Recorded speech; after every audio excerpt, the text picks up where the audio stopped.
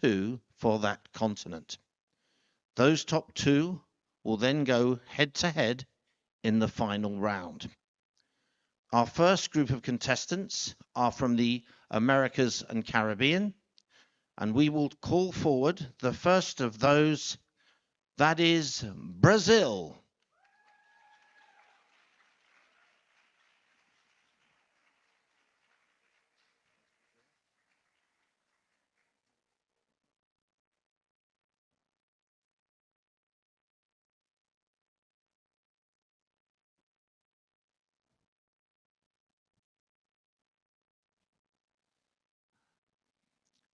So I think Brazil is a little shy, requires a bit of motivation. Come on, ladies, here we go. Please welcome Brazil. This is Jessica Pedroso, who's currently studying languages, and she says her proudest moment was when she published a book titled The Beauty of Being Imperfect. Well, let's see how she gets along with the judges as we give her the first question, which will be posed to all of her group. Please, Brazil, you have 2 minutes to answer the following. Telangana women can travel freely and safely at any time of day or night. What message does this send to the world about women's empowerment and safety? Good morning. Good morning, everyone. Such a pleasure to be here. And I want to start this answer saying that I'm a teacher, and I see in classrooms all the girls that are facing vulnerability and how hard it is when you are facing vulnerability to feel safe, to feel secure, and to feel free to just be yourself. So that's why I promote awareness. I promote ways to try to them feel safe, but not only that, but to truly use all the resources I have to build a huge connection to have this result. Here in Telangana, I got so amused when we were at the security and we saw all these amazing opportunities that they provide for women to be safe and free. Here, I feel that doesn't matter nationality.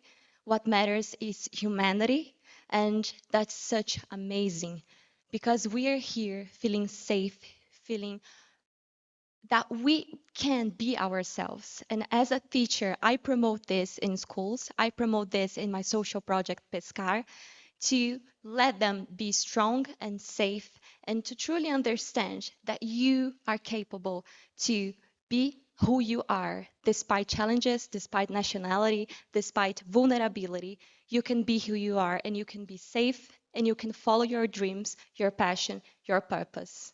Thank you very much for the opportunity. Thank you very much, Brazil, our first contestant. And Brazil, if you want to take your seat at the table here, that's great. And we will now introduce the next contestant from this group, Jada Ramoon, representing Cayman Islands.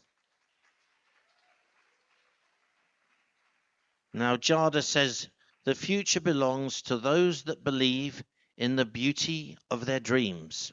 Well, will this be your dream come true today? If you can answer this question, if you just want to pull the microphones down so that that's it, that's better. There Can everyone hear me? Oh, perfect. Perfectly, there we go. Telangana women can travel freely and safely at any time of day or night. What message does this send to the world about women's empowerment and safety? Thank you. To me, the clear message is when women are empowered, societies thrive. My freedom to travel shows that progress is possible, that safety, education, and opportunity for women should not be the exception, but the norm. It proves when we invest in women, we unlock potential that can change the world. Thank you. Thank you very much. Thank you, Cayman Islands. And we will move to our next contestant, who is Guyana.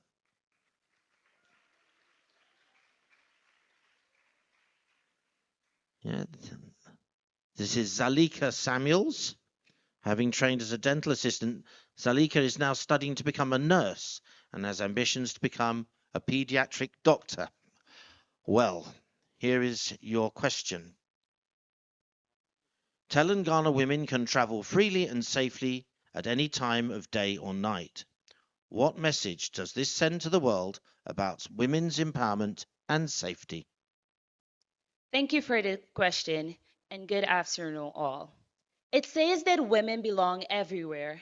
Safety should be a given and not a privilege. When a place prioritizes our freedom to move, it tells that the world that women deserve to live, explore, and lead without fear. That message is a powerful, especially for girls who have been told to shrink themselves. In Telangana, I've felt even safe and seen, and that is how something every woman deserves. Thank you. Thank you, Guyana. Well, next we're going to call upon Suriname. Chanella Rosendahl. After completing her degree in public administration, Chanella has worked as a news editor for her local TV and radio station, and she's also an IT teacher. Now, Chanella, please tell us, Telangana women can travel freely and safely at any time of day or night. What message does this send to the world about women's empowerment and safety? I want to start by saying good morning, everybody. How are you all? My name is Shanela Rosendahl, and I am Miss World Suriname 2025. When women can travel freely, community and our land, it flourishes. And Telangana's commitment to women who can travel safely, it sends a powerful message to the world. Gender equality begins when you have a fundamental right to exist without fear. And I think that everybody in this room and everyone watching back home can implement this message in their country too. Thank you. Okay, thank you, thank you. And finally, from this group, we call upon Trinidad and Tobago. And this is Anna Lise Nanton. After completing her degree, she wants to work as a civil engineer and would like to pursue a master's in building sustainability.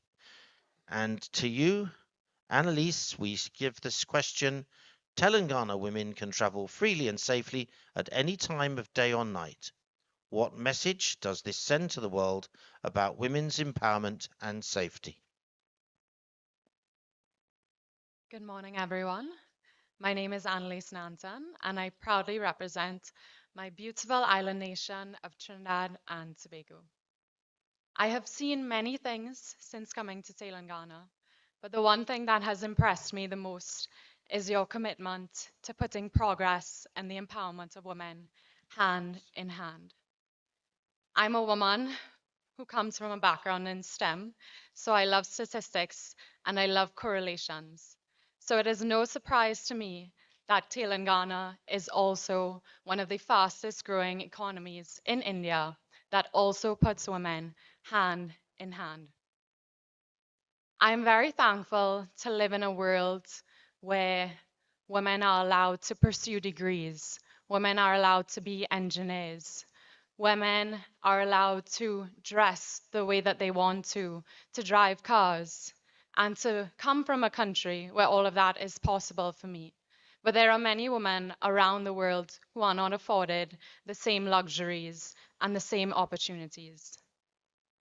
And I am very thankful to be a part of Miss World in a country and in a state like Telangana that really empowers and uplifts women and ensures that they are able to make the decisions to live the lives that they want to. And I would just like to close by saying, we cannot all succeed when half of us are left behind. And Telangana, thank you for not leaving women behind. Thank you very much. Our final contestant from that group was Trinidad and Tobago. Now we've heard from all 5, and now what we'll do is very quick this. We will now collect the judges' decision on who they wish to go forward from this group, and there'll just be a short pause while that happens. And we're going to ask in just a few minutes' time, we're going to ask the contestants to step forward to the front of the stage for the announcement.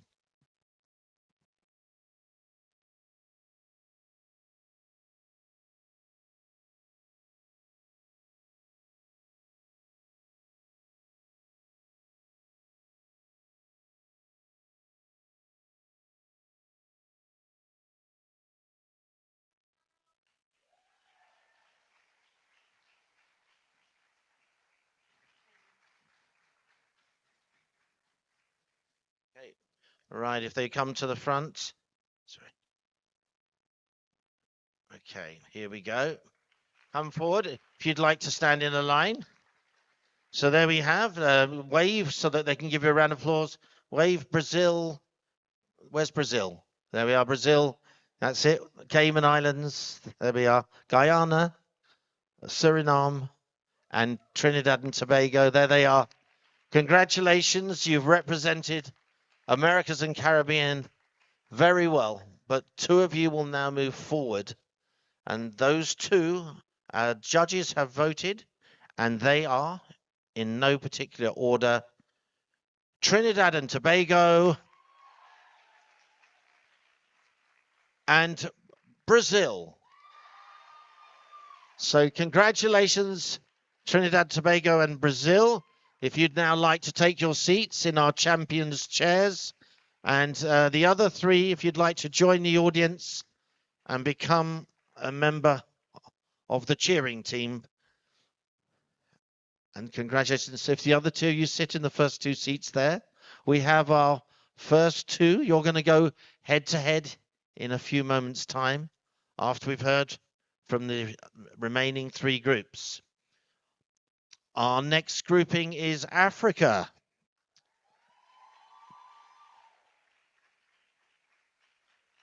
And we begin with Namibia.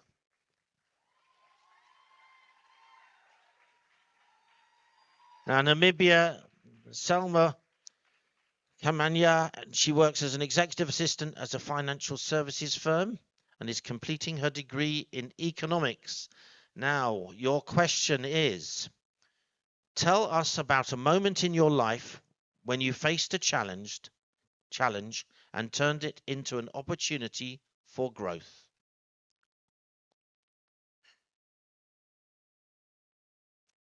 Namaste, Telangana. Thank you all for according me this opportunity to stand here on this stage and speak about something that is so close to my heart. As someone that has struggled with anxiety and depression, I believe that the toughest moment of my life is when I was faced with a challenge and I almost gave up on myself.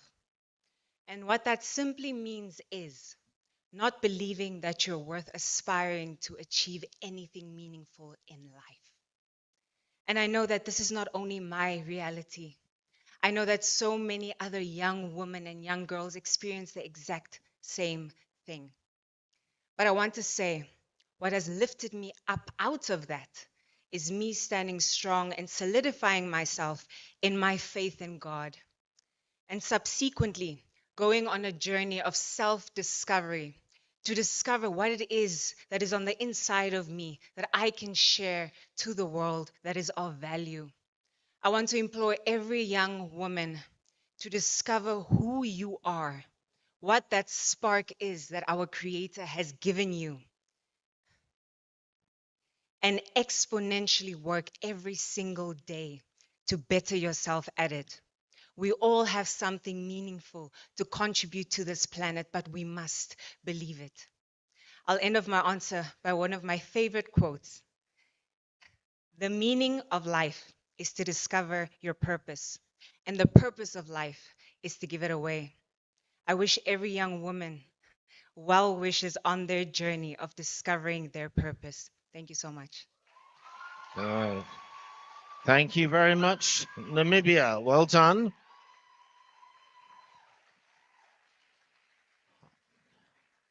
Our next finalist. This is Zainab Jama from Somalia.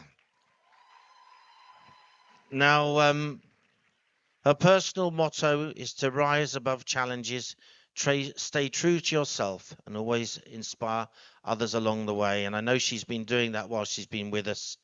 The only problem is her favorite film is Titanic. And I don't think you're going to find Leonardo DiCaprio among our crew. Let's be fair, but let's wish you well as you answer the following question. Tell us about a moment in your life when you faced a challenge and turned it into an opportunity for growth. Hello, everybody. My name is Zainab Jama, and I am proudly representing Somalia. A moment that has damaged me with so many scars and so many emotional, physical scars was when I went through female genital mutilation, an evil, cruel practice that stole my childhood and womanly essence. I know what it feels like to have your rights taken away as a child. I know what it feels like to feel powerless and to be told that your voice doesn't matter. But I also know the strength that it takes to rise above those circumstances and fight for change. I've stayed silent for so long, but I knew that I couldn't stay silent anymore because I have so many young girls' childhood in my hands. This week, I was able to say one.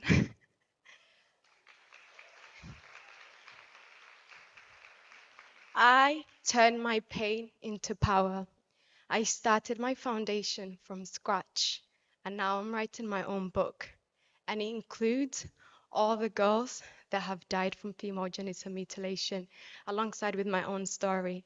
And today, what I'm wearing, it's for Fortuna Ndero, who passed away. This is both of them with me today. Thank you. Thank you, Somalia. And I got to say, they look like the wings of an angel, so very fitting. Our next contestant is from South Africa. Please welcome her. This is Zoelise Jansen van Rensburg, and Zoelise is studying law with a view to working in international and children's law, especially supporting those in foster care. Now, Zoelise, please can you answer? Tell us about a moment in your life when you faced a challenge and turned it into an opportunity for growth. Thank you, Steve. Namaste, world. Hello, everyone. I want to take you back to a time when I was 14 years old. Imagine a young version of who I am, Zwalice. I was an ambitious girl. My mom always taught me that. And I had various dreams. And a lot of the time, people thought that was a lot to handle. They couldn't think about a young girl who was that ambitious. And one day, I never allowed that to stop me. I continued dreaming. But there was a day when I was met with an adult, and he told me that my opinion does not matter, just because I was too young. He said, "You're not wise enough to understand. You don't know what you're talking about." And that was a moment that really impacted me detrimentally. I didn't think that those few words would impact my life greatly. It impacted the way I looked at myself, and it impacted the way that I viewed the world. I thought that I wasn't enough, and I didn't know what I would need to do in order to make myself feel worthy again. It took me a very long time to draw strength within myself, to find strength within my purpose, and understand that my voice holds power. That's why I decided to take it upon myself and start a digital empowerment platform called Never Too Young to Advocate, a testament to my youth, but a testament to my strength. I wanted to create this space to teach children that they are heard, seen, and listened to. They hold power and they hold value. And when I took that negative experience and turned it into my strength, I understood the power of my potential. And I understood that when we tap into our inner strength and share that light with the rest of the world, the generations to come can learn from that. Because I form part of the youth, and I always say, we can't only invest in them tomorrow. Yes, they are the future of tomorrow, but we need to invest in them today in order for them to lead with confidence and pride tomorrow. And that's why I'm standing here in confidence still at my young age, because I'm showing you the power of our voices, the power of who we are, but most importantly, the power of our mindset. Thank you. Thank you, South Africa. Our next finalist in this group is Uganda. This is Natasha Nyonyozi, and her proudest moment was when she graduated with a degree, and she's now working as an accountant, a model, and a social entrepreneur. Let's welcome her with the question: tell us about a moment in your life when you faced a challenge and turned it into an opportunity for growth. Thank you. Good morning, ladies and gentlemen. My name is Natasha Nyonyozi, representing the Pearl of Africa, Uganda. I would say the challenge that I faced in my life was definitely something personal that I've shared on this stage before. My little brother's diagnosis, Ethan. Like I said, we were very excited to have him in the family, him being the first boy. But the minute that we found out that he was autistic, it felt like the world maybe was about to end for us. The challenges that we faced, especially coming from Uganda, where there's not enough education systems and healthcare systems that can support a special needs child. But I chose to turn that pain into purpose because it wasn't just me feeling it or my siblings, it was my family as well. It has affected us in various ways. But standing on this Miss World stage today, being the first Ugandan to advocate for autism, means so much to me. And not just my family, but also every child like him. I stand here speaking for Ethan, but every child like him and every family that has a child like him. Thank you. Wow. Thank you very much, Uganda. And finally for this group, please welcome Zambia. This is Faith Walia, and Faith's proudest moment was when she graduated from medical school with a degree in clinical medicine. Your question: tell us about a moment in your life when you faced a challenge and turned it into an opportunity for growth. Thank you so much for that question. Namaskaram, India. Good morning, world. My name is Faith Walia. And the one thing that I experienced as a challenge was taking myself to university. It took me 5 years to save. I got 3 different jobs: a waitress, a media communication assistant, and a sales representative. I failed 3 times, went to 3 different universities, and on the 4th time, I took myself to university. And in my 2nd year, I was the only student who was awarded a 100% scholarship at my university. That told me one thing: I have the power to do everything, and time will never measure what I can do. I can purchase it, I can do it, and I will achieve it. And that made me grow as a human being, that made me grow as a female, and I believe one day, because of my speech, it will make one little girl believe in her dream to be whoever she wants to be. Thank you. Wow. There we are. Oh, I saw you looking at the winners' seats over there. Oh, we have to wait now for the judges. That was a really fantastic group. And what's great is every one of you has a powerful message, and your message is resonating around the world. So what we're going to do whilst you're there, I'm going to ask you to come and stand in front of the lectern, because please, we're going to give you a microphone. Would you like to all come and stand in front of the lectern, please? What we'd like you to do, so if you stand all this side, come towards David. Yes, that's it. There we are. And we're going to just give you the microphone. Okay, you got to fill the couple of minutes. We would like you to tell the people here and share with them what it's been like staying at this fantastic Trident Hotel, our home here in Telangana. Staying at the Trident Hotel has indeed been home away from home, right from the hospitable stuff. The food is amazing. I've been so excited to try all the different curries, the biryani rice. I was looking forward to that one. And the tea here in India, I'm such a big tea lover, but the tea here has been fantastic. When I tell you that the staff and every person here has been so amazing, they're always ready and quick to help. The service is very quick. This is not a five-star hotel. This is a seven-star hotel. I'm telling you. So if you're ever in Telangana or Hyderabad to the world, please make sure that this is the hotel that you sleep in and nowhere else. So thank you to Miss World because you did not make a mistake choosing Trident. Wow, there we are. Please put your hands together for the new general manager of the Trident Hotel. So I think that's probably completed everything. That was the best advertisement I've ever heard. Thank you, ladies. We're going to give you the results now. Qualifying from Africa. Now, this was very, very close, ladies. Took a little bit longer, but the qualifiers are, in no particular order, Zambia,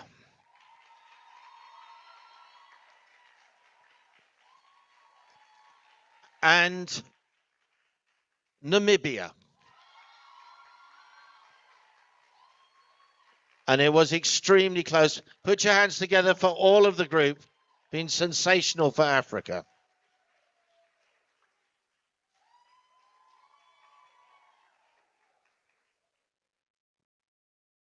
Yeah.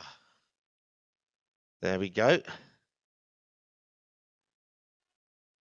Yeah, well done.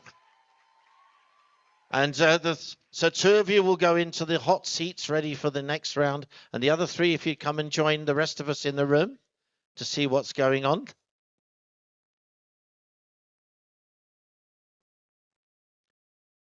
So there they go, the two. So we have half. There we are. We now move to Europe.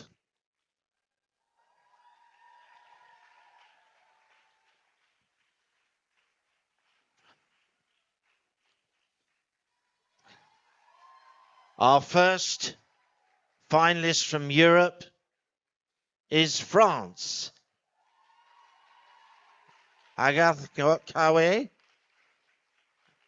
Agatha finished her degree in nursing and is working as a content creator and model. So, your question: if you could implement one change in your country to improve the lives of young girls, what would it be and why? Hello, everyone. Oh, hello, everyone. Do you want to lift that? Yeah, There we go. a little bit.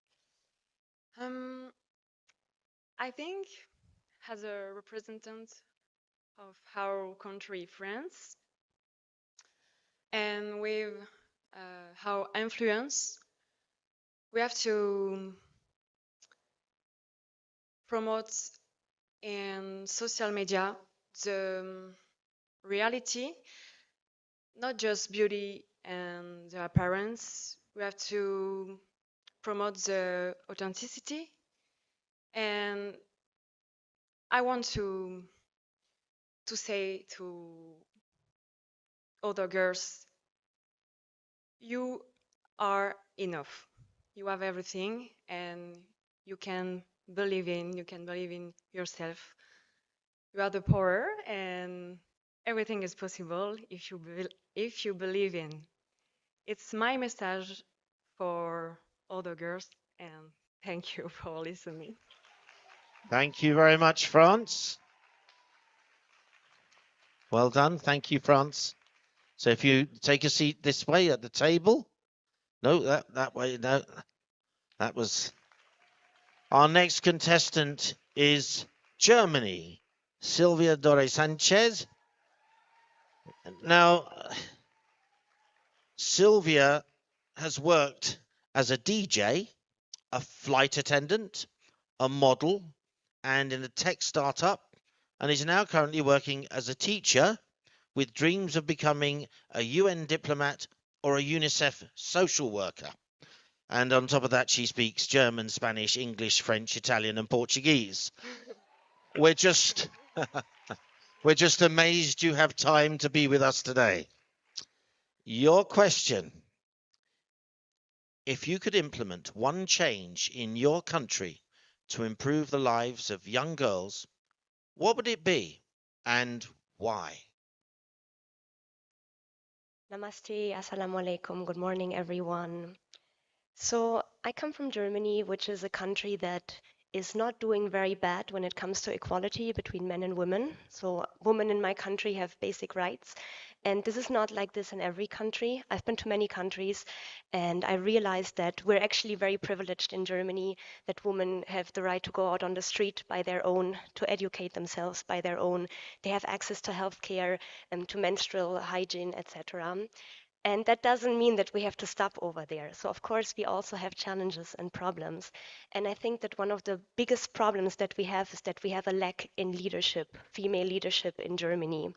There was a recent study done in 2025 that in the what we call DAX Unternehmen, it's like the 30 biggest companies in Germany.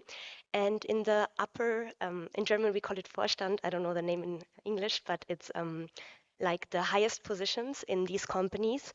There were more Christians, which is like a German name, than women. So only one man name has like more people than women in the upper level. So this is of course very shocking, especially now that we consider ourselves a very gender equality country, which apparently we are not.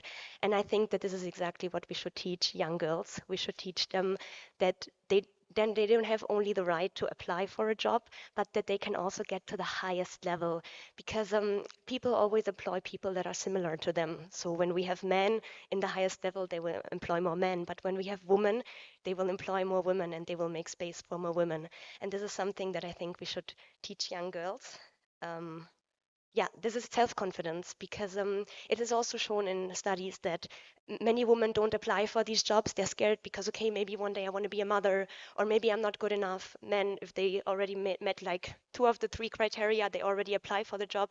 But women meet all 3 criteria and they're still like doubting themselves and thinking, okay, I should do 1 more internship, I should learn 5 more languages, etc. So we should teach them, no, you are already enough and you're worth it. You need to really apply for the upper positions and also make more spaces for other women to sit at the tables.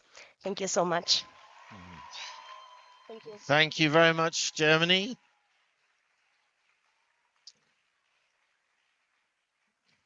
The third qualifier from this group, Ireland. This is Jasmine Gerhardt. Jasmine is working as a human rights paralegal and a legal advisor in the Court of Justice. And after completing her degree in European law and human rights, she has aspirations of becoming a diplomat. Ireland, your question. If you could implement one change in your country to improve the lives of young girls, what would it be and why? Thank you so much for the question. There is a stigma in Ireland that what happens behind closed doors should stay behind closed doors. Domestic violence in Ireland is something that is extremely prominent with all young girls and women in our country. Nearly 50,000 phone calls last year were made to a helpline seeking refuge. I worked with domestic violence most of my life, and last Christmas there was a woman I met who had to flee her home to find safety. A day that's meant to be filled with love and joy turned into terror. It is our job as a society and our role to protect women, to create more legislation, to create awareness campaigns that tells them that they are not alone. You are not alone. Thank you. Thank you. Thank you very much, Ireland. This now gives me great pleasure to introduce Spain. And this is Karina Gonzalez. And Karina is living a dream as a member of cabin crew. And after studying tourism, she's also learning sign language. So today, first of all, in normal language, in your own English, please would you tell us if you could implement one change in your country to improve the lives of young girls, what would it be and why? Good morning, everyone. Like this. Good morning, everyone. As you said, I'm Corina and I'm representing Spain. I would say, let me talk about my educational system in Spain. We are lucky in Spain because I think we have a really good educational system, but I want to talk about something important. From the beginning, when we started studying, we used to learn English, and then in secondary school, we used to learn as apart from English, or Germany or French. How would it be including also the possibility of learning sign language from the beginning of our studies? How would it be the possibility of teaching the future generations how to be empathetic and not also how to communicate in other language when we travel to other countries, how to communicate with the people in our country that cannot listen, that are the deaf community? How would it be the possibility of make them feel valued, important, and independent, including them in our society?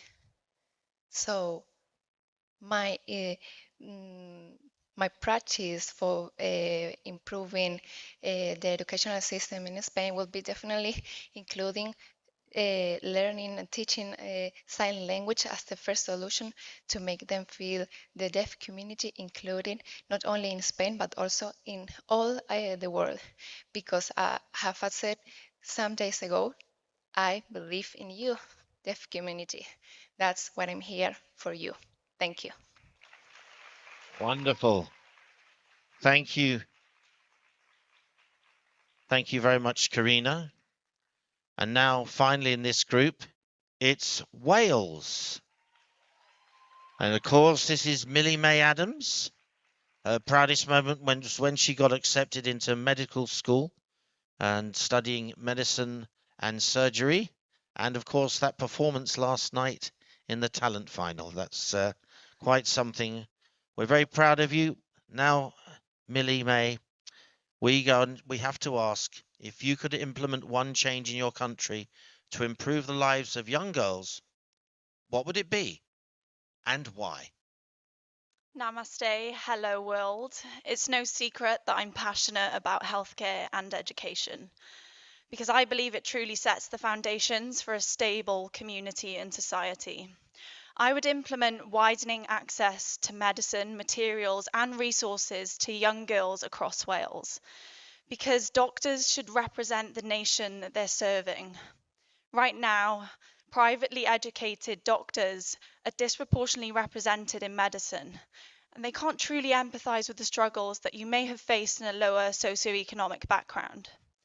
I'm already doing this as a mentor for Into Med School, where I mentor a young woman who aspires to be a doctor, but the resources weren't quite there for her.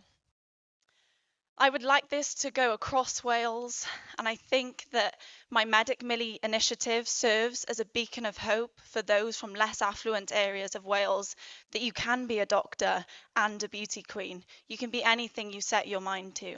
Thank you. All right. Thank you very much, Wales.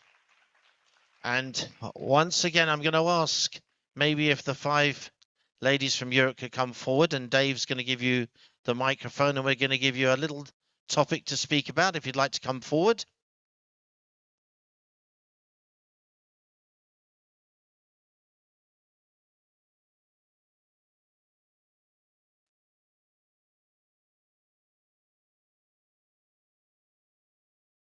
Okay. So just while we're finding out who's gone through, can you tell us your most memorable moment so far while you've been here in Telangana? This isn't going to shock you, but visiting the hospitals, I was just in awe. My eyes were wide open, my mouth was open in shock because they are so forward thinking here. And we all know they're the medical hub of the world, but to truly see that in real life with your own eyes, it was mesmerizing. And people are scared of artificial intelligence, but I've seen just how powerful that can be. So thank you so much for sharing your medical innovation with us.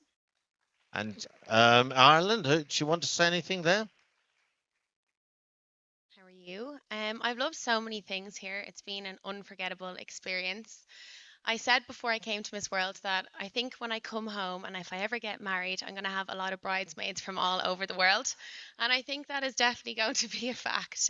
Meeting every single one of you in this room has been unforgettable. Thank you for your friendship. Thank you for your help. And thank you just for this whole experience, Miss World. I really appreciate it.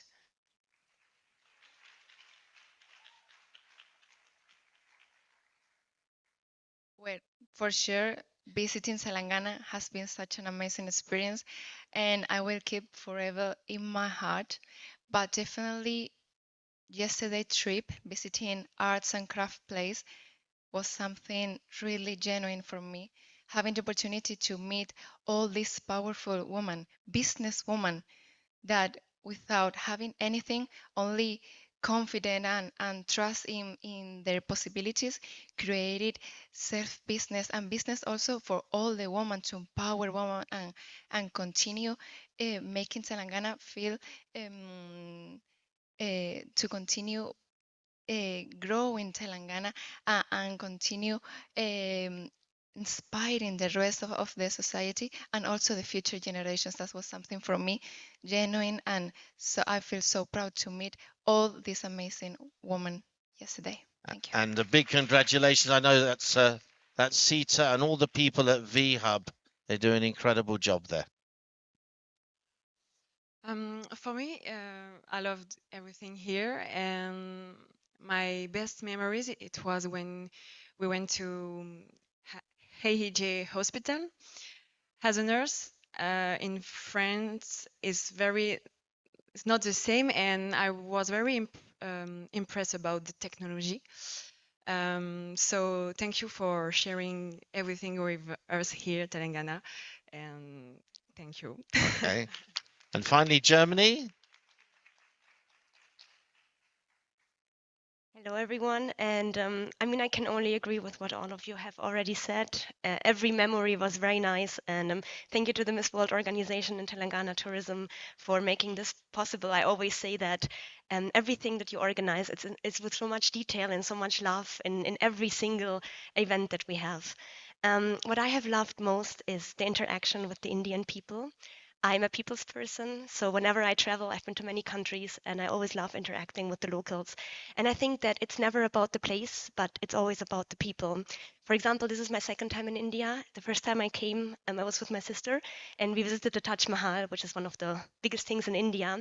But what stayed with us was not this. It was a train ride that we had where we met an Indian family who shared their food with us. And this is the same in Telangana. You know, we've been to beautiful places like Ramappa Temple. But what stayed with me is the small interactions that I have on a daily basis. For example, with the two police officers that are always with us, Lali and Veni.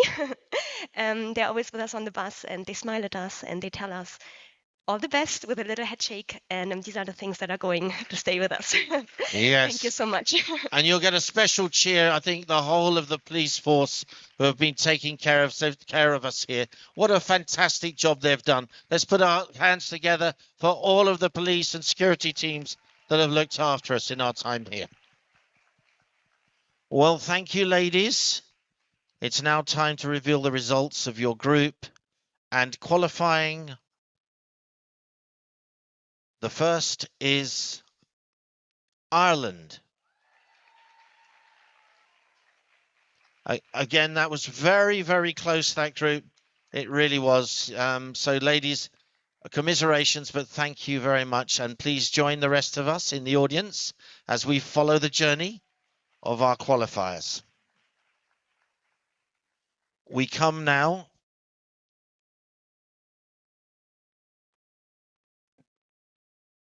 to the final group.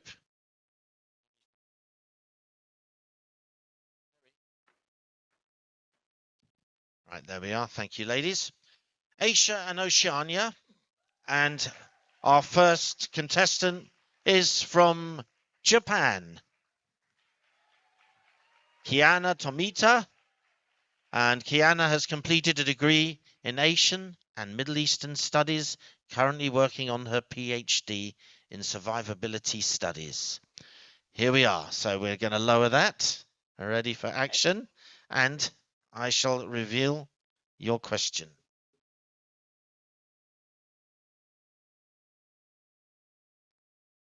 Japan. Yes. How has working on your Beauty with a Purpose project changed the way you see your role as a woman in your community and in the world? Thank you very much for your question. Hello, my name is Kiana Tomita. I'm Miss World Japan. So before my Beauty with a Purpose, I often asked myself, how can one voice make change in a world filled with suffering? But after that, now I know. Purpose turns a whisper into a movement. My Beauty with a Purpose started with the disaster preparedness education and recovery support. Working with communities and schools, I saw the quiet strengths of people, especially women, who lead not from titles but from compassion. Through supporting recovery efforts in cities devastated by 2011 and 2024 earthquakes, I realized that true leadership means standing with others in the darkest moments. As a woman, my role has evolved from simply participating in one society to actively shaping it. So I'm no longer just someone who tells stories as a journalist, but I am a story of resilience, and I carry the voices of women, children, and the vulnerable people wherever I go.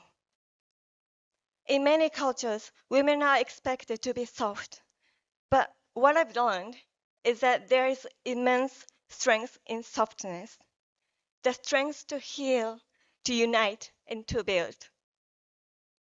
Today, I see my purpose not as a temporary project, but as a lifelong commitment. Beauty is not perfection, it is the purpose. And the purpose has made me stronger, bolder, and more connected with the world. So when people ask me, what comes after beauty with a purpose? I smile and say, well, it doesn't end. Because the role I've discovered as a woman in this world is one I will carry until the very end of my life. Thank you very much. Thank you, Japan. Our next contestant is from Lebanon.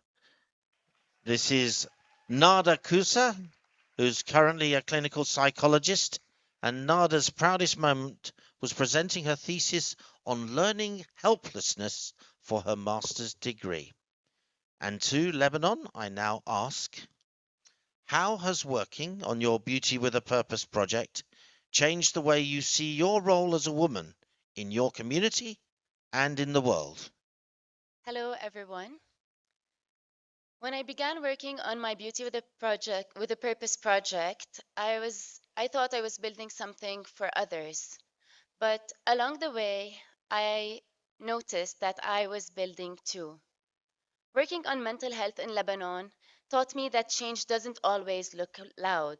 Sometimes it starts small and it starts in simple conversations.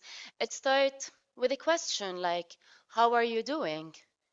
And this made me actually do the work. I sat with children, I sat with volunteers, I sat with mothers everywhere in Lebanon, in different parts, and each and every one of them was struggling in a way or another. And through this, I stopped seeing myself as someone who gives, who gives back, actually.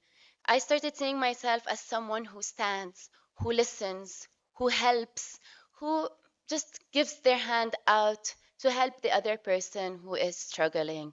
And my community began to grow larger. My community became so wide that it even became bigger than my own country because mental health didn't recognize any borders. We all struggle from mental health. We all know the importance of mental health, and it does not have to be limitless, and neither should compassion. Today, I don't just represent my country. Today, I represent every person suffering in silence, alone, and struggling by themselves. I represent every person that wants a change and that needs help and is asking for help and is not asking for help but wanting it from deep down. And I know for sure you don't need to change the world, but with every step you take and every move you do to, to make a single little change, I think you are making a change.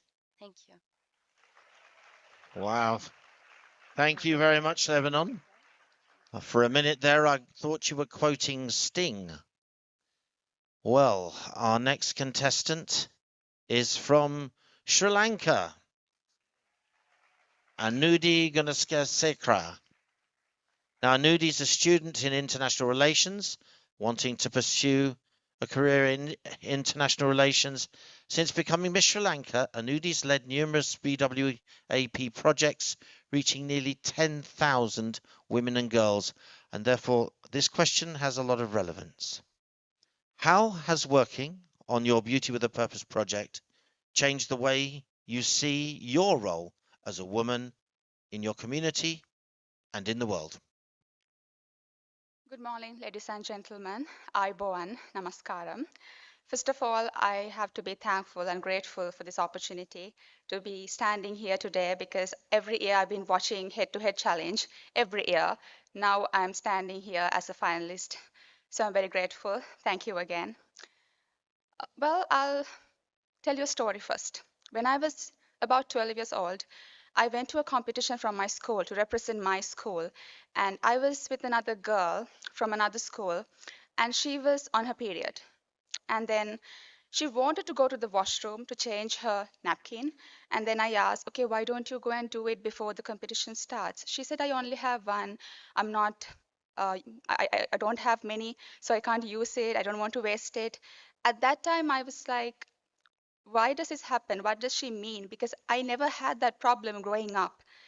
And then I did my research in the university on the criminalization of marital rape in Sri Lanka because it is not criminalized yet, like in many other countries, and that's a problem. I wanted to investigate the connection between the level of awareness women have about their women's rights and the process of criminalization, because I believe in order to speak up against this violence, you have to have a knowledge about your rights. Other than that, you don't have any sort of opportunity to talk about it. And then only I found about period poverty. I realized besides violence, they are also going through period poverty. They are not just victims of menstrual poverty, they are also victims of violence, both at the same time. So I started my project after that. And then I realized I started this project to give back, but I'm also receiving something back. This is just purpose giving back and forth. And I have helped over 10,000 women and girls. And I help them through donations by providing sanitary products, not just biodegradable pads, non-biodegradable pads, it's also reusable napkins so that they have a sustainable solution. And second, the awareness, because I believe awareness is key. You can give a napkin, but you can only use it once. But awareness will pass through generations. So when we do awareness programs, we try to target the audience that we are talking to. As an example, for young children, we are talking about how menstruation happens, what happens inside your body, and what you should be doing when it happens. And for older women, we talk about menopause, we talk about contraception, we talk about sexual health. Because I believe when it comes to awareness, it has to be suitable with the audience as well. And then the third thing is policy recommendation. Time. In Sri Lanka, the rate on sanitary napkin is 51%, and we had to reduce it. So I met the Prime Minister of my country to talk about it. At the end of the day, I realized By trying to give them something, I also received a sense of purpose. And I no longer believe that Time. women should be limited to things like this. They should have a voice to talk about these things and bleed with dignity. Thank you so much. Thank you very much, Sri Lanka. Now our next contestant is Thailand. Opal Suchata Changshri. And Opal's a student of international relations, wanting one day to be an ambassador. And she's also has an interest in psychology and anthropology. And here she is to speak now on how has working on your Beauty with a Purpose project changed the way you see your role as a woman in your community and in the world. Thank you, Steve. Swadika, good morning, everyone. Esteemed judges, my sisters, hello again. Thank you so much for the honor to be standing here again today. I believe that all of us here in our rooms growing up, we dream to be a lot of things in this world. Me, as a girl, I dreamed to be a big part of this world, a world changer, or maybe a big superstar where everyone knows me and that I could give some happiness in their life. And then, as I said on my first head-to-head challenge, that I went through a breast tumor removal surgery when I was 16. And that is when I started dedicating my life to breast cancer. My Beauty with a Purpose project is called Opal for Her, and we aim to create a future where there is no fears, no barriers, nothing in between women and their dreams. I have worked alongside with patients, survivors, medical personnel, or even the government or the Ministry of Public Health. And that is I could say it's the biggest part of my life. It's one of the things I'm most proud of. And how it changed the way I see myself. I still see myself as a human being that wanted to be the light in this world, wanted to give back to anyone that I can in my life. But more than that, I've realized from my project that sometimes we are not a game changer. We are not the big thing in this world because what's more important than being the big thing in this world is being the small thing that adds up to the big part of this world. And that is how my Beauty with a Purpose project changed the way I see myself as a woman in this society.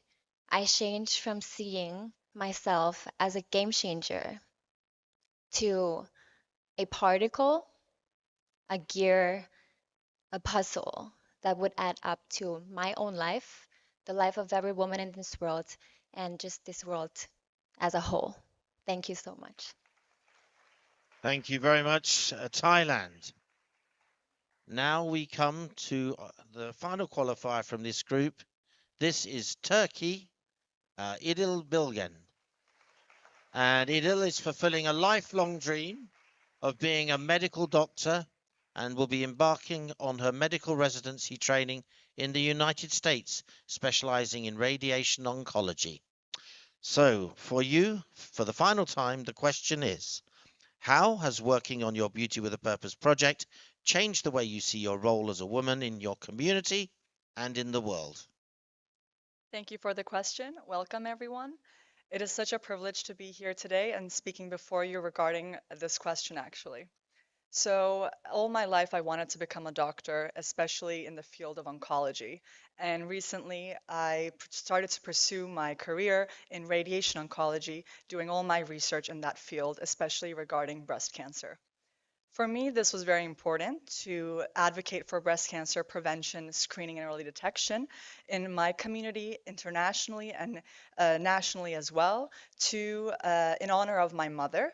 She was a breast cancer patient for 16 years. She was very strong and brave, and unfortunately, she passed away due to this condition.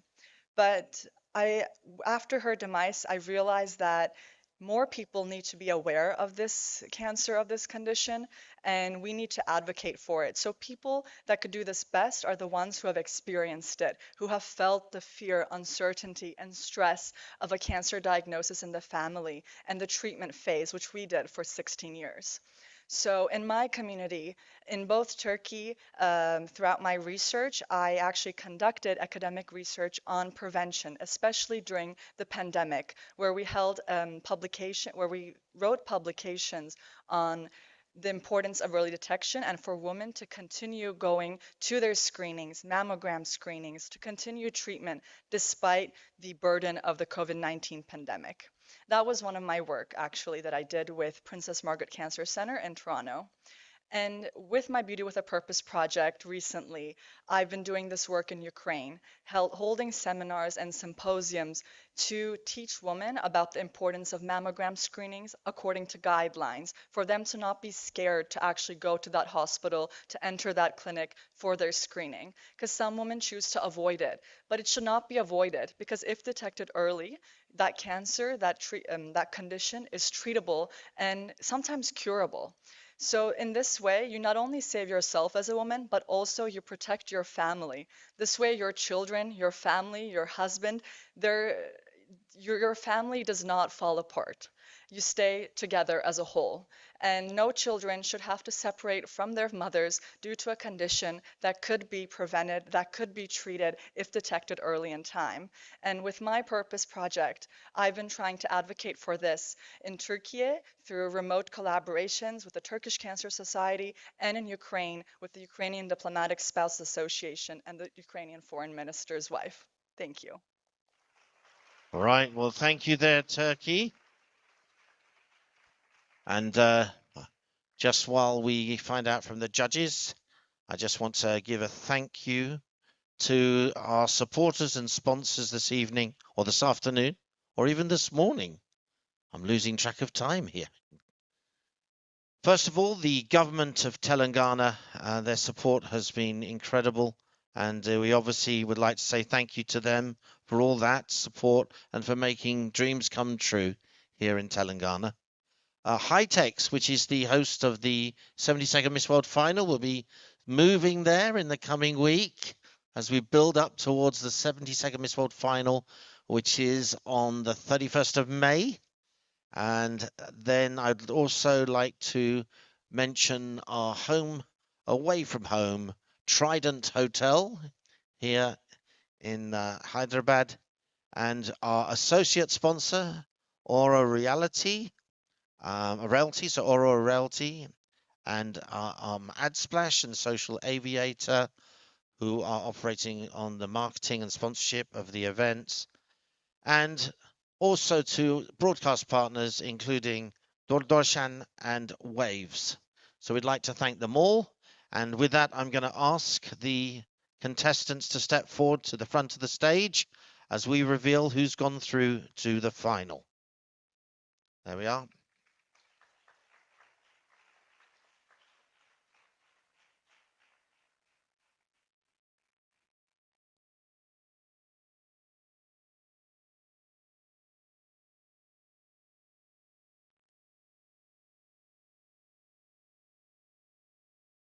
There we go. So our final two qualifiers come from Asia and Oceania. And going through from this group, we have Turkey. Congratulations, Turkey. And joining her, Thailand. So the two T's, T for two, moving forward. Thank you to Sri Lanka, Lebanon, and Japan as well as they join the audience. But there we have it. So it's getting exciting. So if we want to have a look along that line, we have our qualifiers from the Americas and Caribbean. We have Brazil and Trinidad and Tobago. There we are. From Africa, we have Namibia and Zambia. From Europe, we have Ireland and Wales. And from Asia and Oceania, we have Thailand and Turkey. Okay. Now I'm going to ask if we can get a camera in position, because we've got to see who's going to make the choices, because in a moment we're going to go into the final part of the challenge. But I'd like to introduce you to the people who have to make that decision. So if we're looking at the far end first, if he gives us a little wave at the far end, there we go. That's as far away from me. He can't hear very well from there. There we go. So we know him as an actor, model, entrepreneur, but he's also in charge of all the social media team, doing an incredible job out here in Telangana. He's our very own Enrique Fontes. Next, the lady who is responsible for us all being here, because none of this would have ever happened. None of us would ever be sitting here if it wasn't for this one person. She is, of course, the founder of Beauty with a Purpose, the chairman and CEO of the Miss World organization, Julia Morley, CVE.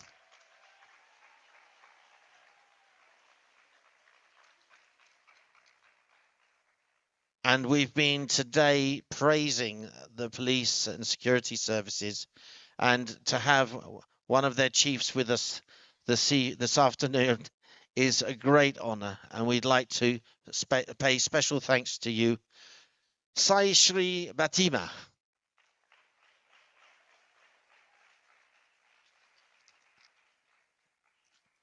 And next to you is our own head of security, because she looks after the crown, or she does for another week. She's the keeper of the crown and the reigning Miss World, Kristina Vishkova.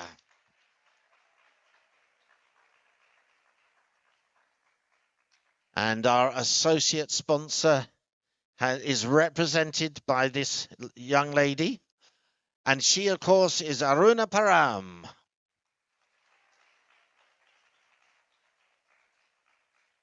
And finally, a man who knows what it's like to take on this challenge, because he took this challenge on a few months ago in Mr. World. And he actually did very well and became Mr. World Asia. This is Pham Tuan Nak, but we call him Tony. There we are. Say hello to Tony. So there you have it, our judges. And now, having met the judges, you have to make this final decision, because this is where head-to-head challenge gets its name from. Because now we will ask the two contestants to step forward from Americas and Caribbean. So please, can we have you step forward? Brazil and Trinidad and Tobago. All right. Either side of the podium. Either side. There we are. So we're going to start with Brazil. And you will both answer the same question. Brazil. Climate and responsibility is your subject.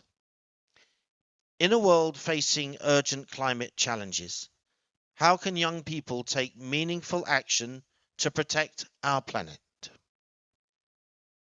This topic might seem simple to understand, but it's quite difficult because we still have this problem going on. And as a teacher, I can see that it's very difficult to create and promote actions to have a truly result in climate change. And that's why I created a project to not only share this topic, but to bring everybody together to create solutions, but real solutions. The solutions that we can do at home, we can share with our families, with our communities, with our countries to achieve a point, to achieve a result. And it's serious. We need to think about that because every country here is facing a problem about sustainability, climate change, storms, a lot of things is going on, and we need to talk about this.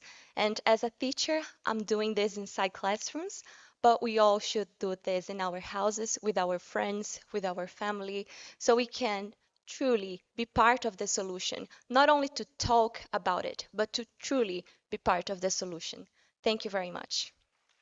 All right, thank you there. Thank you, Brazil. Now we're going to swap to Trinidad and Tobago. Good morning again, everyone. So I come from the land of sunshine, of forest, of trees, and I'm lucky to have grown up surrounded by that. And because of that, I grew to love being in nature. It's my safe space. It's where I find happiness. It's where I center myself. And when you love something, you want to protect it. And that's why my beauty with a purpose, the ripple effect, we so strongly advocate for our environment and also expose others to nature, bring them back to where we once came from. Because I think this modern world, it has sort of estranged us from nature, from the natural environment.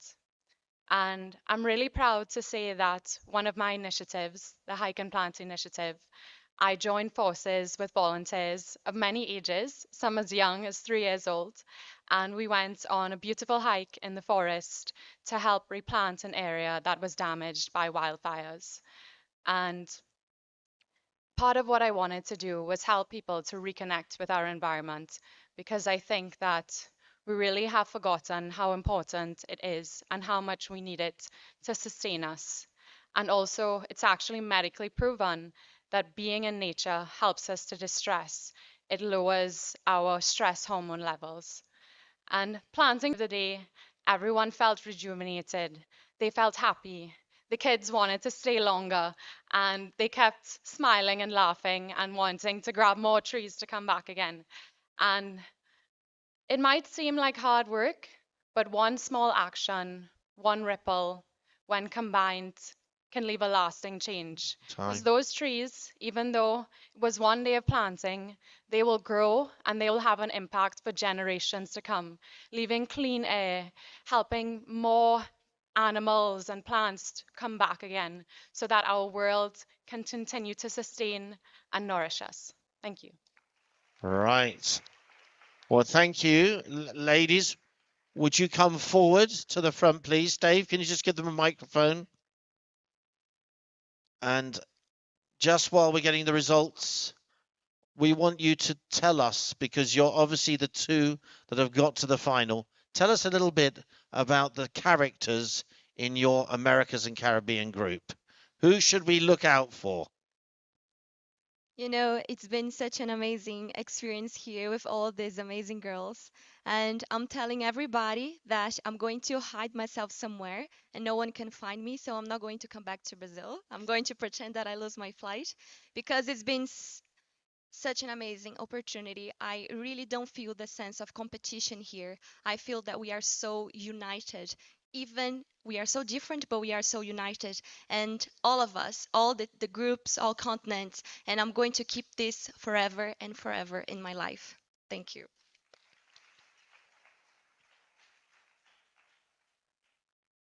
Hello again, everyone. So I think the Americas and Caribbean is a special region. I'm definitely not biased, but we come from many different countries, many different cultures. We speak different languages. And my own roommate, Martinique, when we first met, we were a little unsure how we would communicate because she speaks French and I speak English. But we learned that communication is not always about words. It's shared smiles, it's a little touch and a hug and a wink.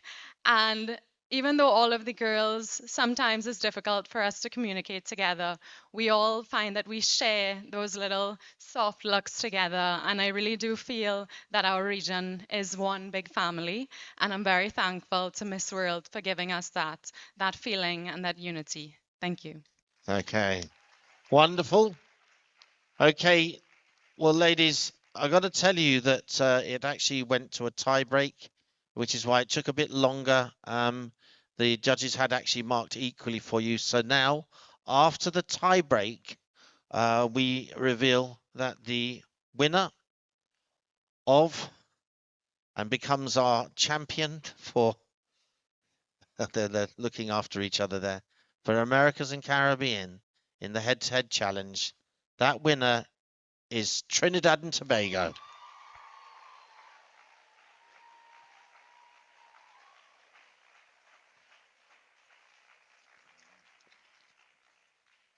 Oh, congratulations. Now, this of course means that Trinidad and Tobago in her continent will now move forward into the top 10 in her continent. Congratulations. Okay, and a big round of applause for Brazil as well. Brazil, you need to come and join the rest of us in the audience. And can I ask you to take your seat at the top table? Thank you. Now we move to Africa, and let's bring forward Namibia and Zambia.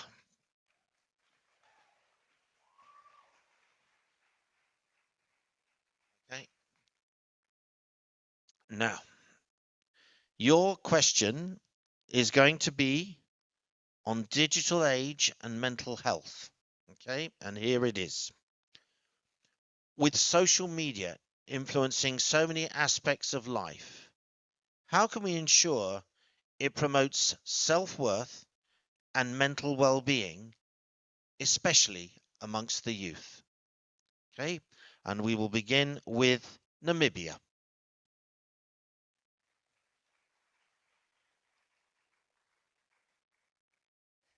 Thank you for the question. Do you want to just raise the thing so you'll be heard? That's it. Thank you.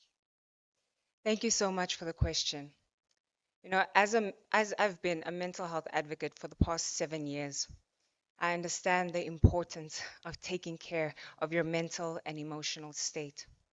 740,000 people globally die every year to suicide. This is an alarming statistic that should be treated as a pandemic. I believe in the ethos of vulnerable leadership, which constitutes that yes, although we are public figures and we present ourselves well, it's not always like that, and that's okay. I believe that a leader is only as impactful as the lives that they're able to positively influence. I would educate young women on the importance, once again, of identity. There's a saying that says, if you come to the world and you don't know who you are, the world will tell you. And that's why it's so incredibly important to cultivate the light on the inside of you, so that no matter what anybody else says of you, to you, about you, it doesn't move you because you know who you are. Thank you so much. Well, thank you. Thank you, Namibia. And to you, Zambia, the same question.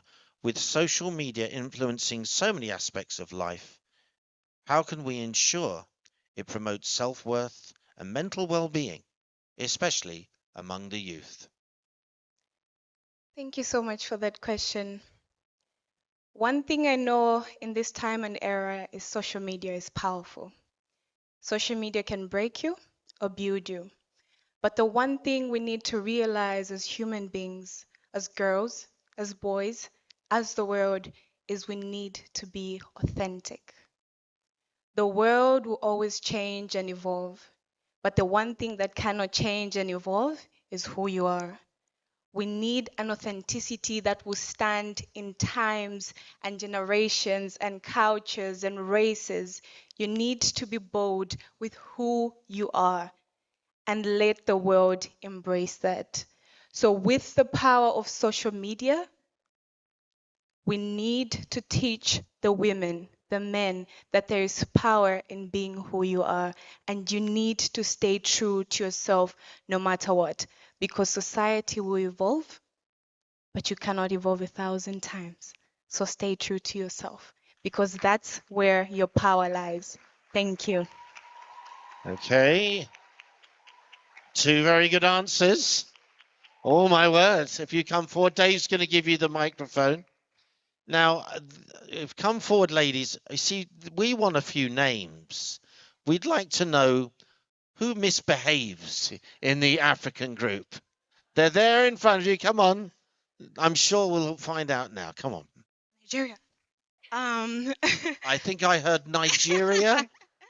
I think I love my African sisters because we are all very similar. We all love to sing, we all love to dance, we all love to love and laugh. So if there's one person that misbehaves, it's everybody because we are all very similar. Thank you. Okay. So it's the bad girls of Africa, is it? Here we go. Okay, let's ask Namibia. Come on, maybe you can give more information. I must say that my most favorite times, one of my most favorite experiences at Miss World is definitely when we get onto the bus. We have a few, I would say, the choir leaders, and that constitutes of Miss Nigeria, Miss Angola, Miss Cameroon, who came second at the talent competition last night. They're all incredible singers, and they're definitely the life of the party. So I wouldn't say trouble starters. I would just say they shine their light extra bright. Okay. Well done. Would you maybe not trouble starters? What about fire starters? Maybe, maybe. Anyway, Africa, thank you. You've been very well represented by these brilliant young women. But one of them is going to now take that title, move forward into the top 10 in her continent. And who will that be? The judges have made their decision. Qualifying, and our champion for Africa, Zambia.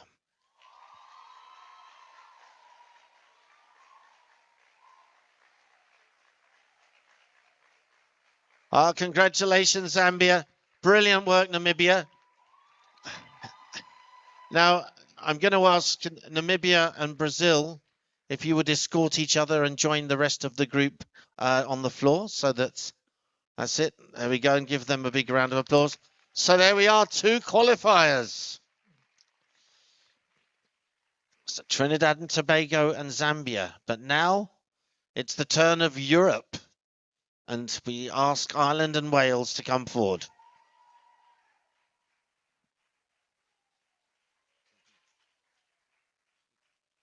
Wow, here we go. And we're going to ask a question on education and empowerment. What role does education play in empowering young women? And how have your own educational experiences shaped you and who you are today? And we will begin with Ireland. Hello, everyone, and thank you so much for your question. As someone who was the first person in my family to ever attend university and obtain a degree and a master's, education really was a pivotal moment in my life. I work with education mostly in Africa and in Ireland and in places all over the world where I've seen multiple people change their lives with it. As Nelson Mandela once said, education is the most powerful weapon you can use in this world. When I was in South Africa in November, I was building schools and literacy hubs, and something that really changed my life was the integration of how people from the townships were taken into the schools, taught to teach the children in the schools in the literacy hubs how to read and write. 80% of children in the environment couldn't read and write. Now 80% of those children who attend those literacy hubs can read and write. That is the power of education. Education is a tool that can be used throughout the whole world to create massive change, and it has done for me. My Beauty with a Purpose, Dream in a Box, is a little literacy kit that has my own book that I wrote, Sunny and the Safe Harbour, all about finding your safe place in life and where you should feel safe as a child. It has affirmations, self-love, and lots of stories. But most importantly, it has the ability to dream. There's worksheets inside it that enable you to write your own story and lay out your destiny. Because for me personally, something that really stood to me was when you put things on paper, magical things really do happen. Education is who I am, and it will be what I champion for the rest of my life. Thank you so much. Thank you.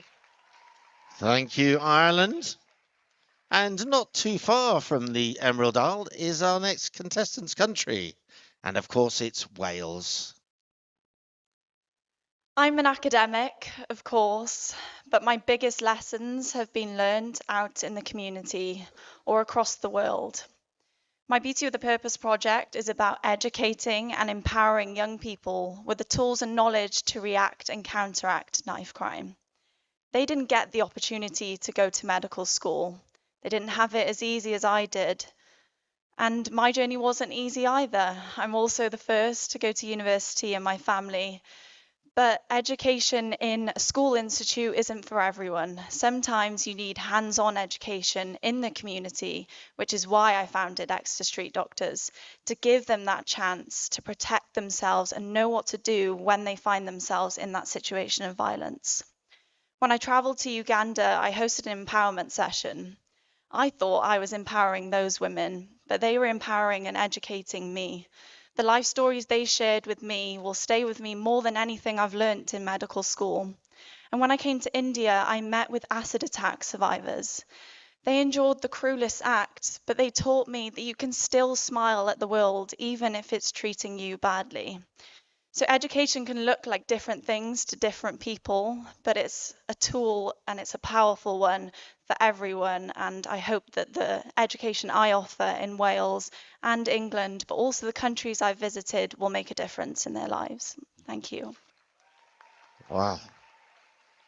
I've got to be honest, I don't think I'd like to be a judge on this particular one. Two fantastic presentations. So I'm going to ask you to come forward this, and maybe since that was very serious and heartfelt, a little lighter moment. Is there any lighter moment, something that's happened in your group that maybe you shouldn't tell us about, but today you will? Can you, your lips are no longer sealed, one of those? Wales, do you want to go first? Sure. We're known for not waking up when we're supposed to, aren't we, Irene? So we'll get a call on the phone and then Irene will knock at our door. So maybe that's all of us. That's not one individual. But the Europe bus is always filled with laughs and dances. And you're the most incredible women I've ever met. And everyone in this room uplifts me in some way. So thank you for being here and giving your friendship to us. And Ireland, you're not going to escape. You want to dish the dirt here. Come on. As Millie said, there's not, Europe has been just absolutely amazing. And I'm so proud of us all, especially Estonia with Sports Day. We're all cheering for her. And, we all want each other to win. And that's so important. I know it is competition, but it's also just a sea of friendship and love. So, Europe, you are the best. Oh, it's wonderful. And I know from one of the things you just said there, and I'm sure the ladies all agree, you have a fantastic support team. And you mentioned one lady who's happened, I think, to have been with us longer than anyone else. And in fact, we should really be carrying her to bed in the evening, but she's still going strong. She is, of course, Irene. Where is Irene there as well? There she is with her group. And have you got any stories about Irene? Irene has been our biggest supporter throughout this whole journey. She's been like a mom to all of us. And as Millie says, she does knock on our door and give us wake up calls every morning. But without her, we probably wouldn't be on time. So, Irene, you are the best. Thank you so much. Well done to Irene and all the team of support staff. Thank you. Well, we have a result. And as you can imagine, it was not only a tie, even the second vote was a tie. And it's taken a third vote to determine that going forward from this group and into the top 10 in Europe is Wales.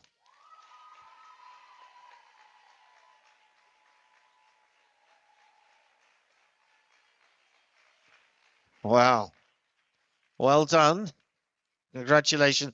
And congratulations, Ireland. That was a superb presentation. Let's hear it for Ireland as well. Wow. There's all those empty chairs and only 2 of them filled now. So let's bring them forward. Asia and Oceania, Thailand and Turkey.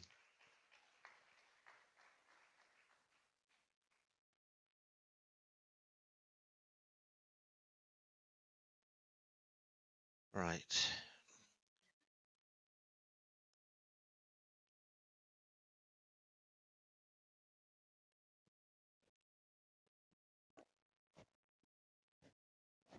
Hold on one moment.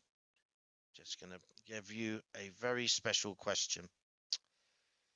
Right, your subject is going to be cultural identity in a globalized world. Okay. So, Thailand, in an increasingly globalized world, how can we preserve our cultural heritage whilst embracing unity and diversity? Thank you, Steve. As Steve has mentioned earlier, I dream to be an ambassador of Thailand, studying international relations. And I am doing everything that all of us here are doing, which is representing our country in an international stage. And I think that in this fast moving, in this globalizing world, sometimes the situation forced us to try to be modern, try to blend in, try to be international, or try to be the citizen of the globe, which partly we are doing it, but at the same time, sometimes we lost or we throw away parts of ourselves that is deeply rooted within us. And I think that it is very important to implement the mindset of being grateful of who you are and where you're from. Because I've always believed that standing here, saying that I'm from Thailand, it's not just about the way I write Thailand on my nationality in my registration form or taking out my passport, which has the word Thailand on it. It's about the landscape, the beautiful places of my country, of my people. It's about the taste I remember in my childhood or the sounds I remember of my grandparents and everything of Thailand that is deeply rooted within me that I am grateful for and will do forever what it takes to keep it within me. And I think that it is also very important for us to know that in the end, when we're standing here today, it's not about throwing away parts of you in order to fit in with the world. It's all about taking parts within you and creating a world together, all of us with diversity and unity, and always move forward together in unity with empathy, with open hearts, so we can create a beautiful world together. Thank you. Thank you very much, Thailand. And our final speaker here, Turkey.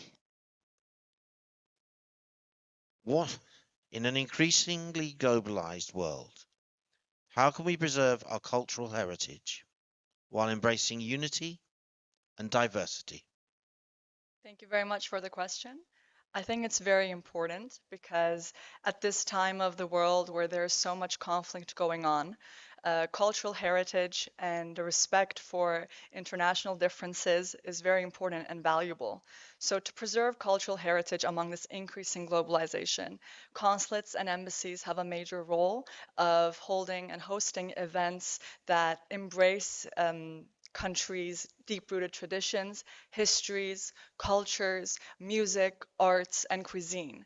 By holding such events, they actually unite different citizens of the world together to learn and acknowledge our differences as well as our similarities, because unity is strengthened and celebrated with diversity, not as a barrier, but as a form for us to actually encourage our diversity together. Thank you. Okay. Thank you. And once again, ladies, if you could step forward while the judges make that decision. Again, while we've been here at this hotel, we've developed a very strong bond with all the staff here. And is there any outstanding moment for you for your time here at this hotel, at the brilliant Trident Hotel? I have a lot of moments that I really appreciate and will forever keep in my heart in the playlist of Trident. First, I would say every day when I start my breakfast, I go down and then I would go to all the staff in the dining hall. And the moment I walk up to them, I haven't said a word. And they would say, hot cappuccino with almond milk. They remember my coffee. And then I walk to the other staff and they say, egg royale with extra smoked salmon. And then after breakfast, I come back to my room, and then a beautiful lady would knock on my door. And then she would you like your room cleaned? And I wouldn't be saying a word. And then she would say, I'll come back in 30 minutes. I have so many moments here, Stephen. I believe that all of us here have it too. And I hope that we will forever cherish this and appreciate everyone here that is making our time here very, very beautiful and wonderful. And thank you very much, Trident, for this amazing memory.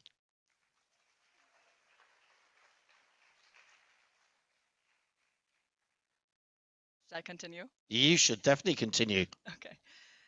Thank you, Trident Hotel and the Miss World Committee for hosting us here in Hyderabad and Telangana.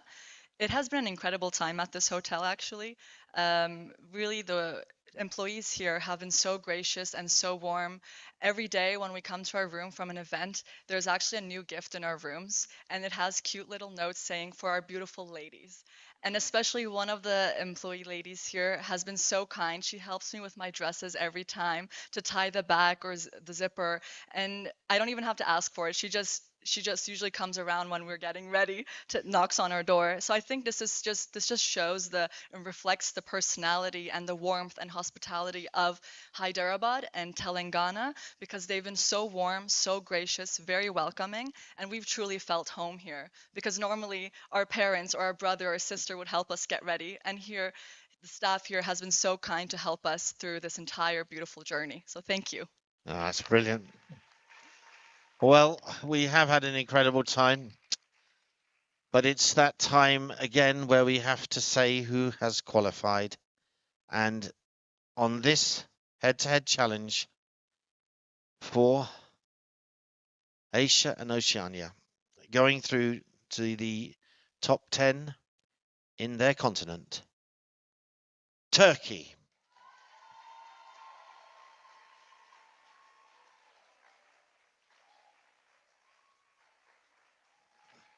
And again, it was another great performance from Thailand as well. So let's hear it for her.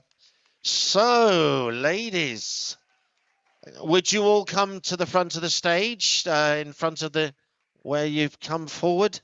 Let's have our winners.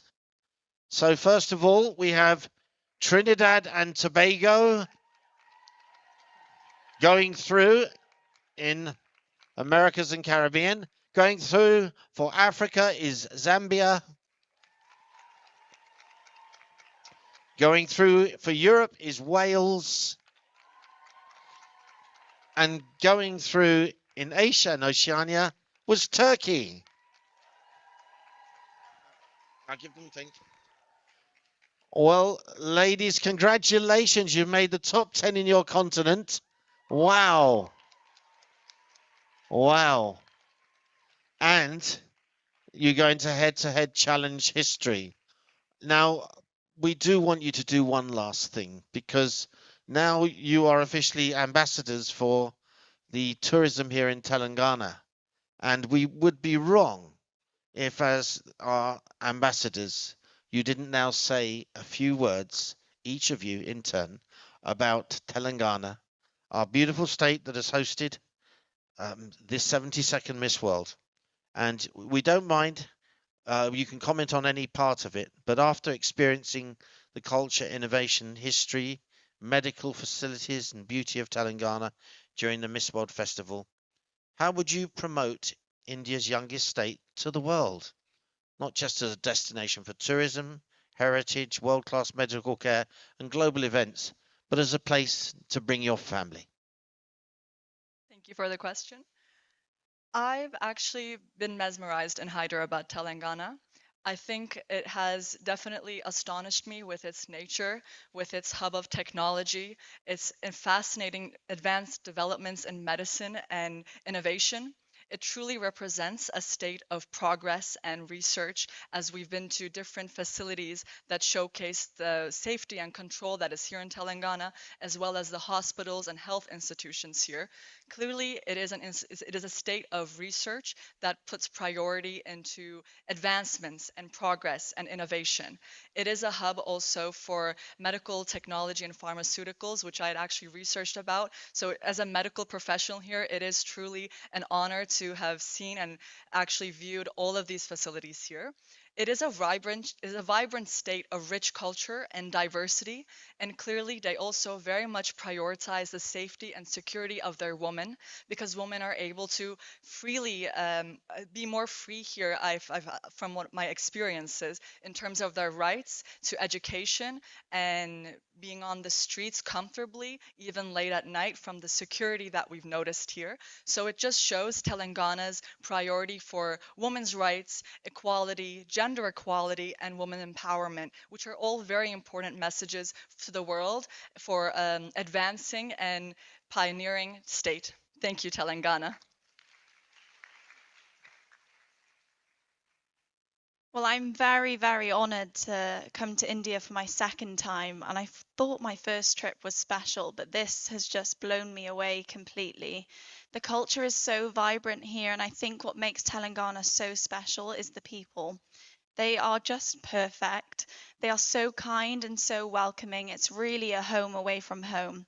My mum's never been to India, but she's actually traveling here today. So I am welcoming people from Wales. I'm bringing 7 people who've never been to India before to come and experience the culture, the food, the clothes. So thank you so much for extending a warm welcome to us.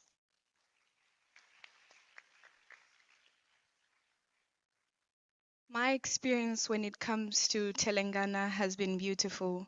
The one thing I have noticed that the people have is they put in work for everything. When it comes to the medical field, the security, and I love how authentic they are with their culture and how true they are to it and how they embrace it. It is impossible to go back to your country and not receive 5,000 gifts from Telangana that are traditional, you know.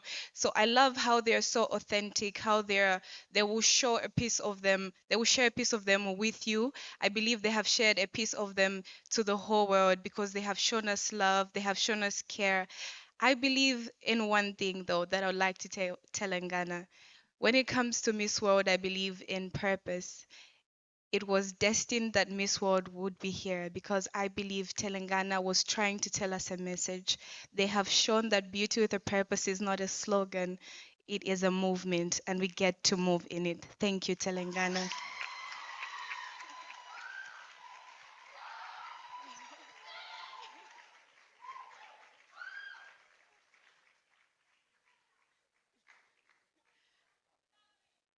How do I go after that? I think you should call a doctor. So, since coming to Telangana, I have learned that your city and your state has many names. It is known as the soul of India, the city of pearls, Hyderabad, and a place where women can feel safe and they can thrive. And I want to give you a new name. It is actually the name that I also have for my own country. I call it the land of sunshine people. And like Telangana, it is very hot. But I think that that warmth, that sunshine, it is reflected in the hearts of my people. And I see it reflected in the hearts of your people as well. So thank you so much for welcoming us, for sharing that sunshine and that kindness and that warmth with us. I know we all feel it here. And even though we are so far away from our families and our homes, I think we've all found a little piece of home here. So everybody, Telangana. Thank you. Yes. Well, congratulations as they get a standing ovation to our head-to-head challenge winners, Trinidad and Tobago, Zambia, Wales, and Turkey. On behalf of the team, we look forward to our next event, which is Miss World's Top Model. Join us for that. That takes place tomorrow evening and it's live. We hope you'll join us then. And don't forget, the 31st of May, 6:30 local time, the 72nd Miss World Final live from Hightex. Until then, until we meet again, it's goodbye.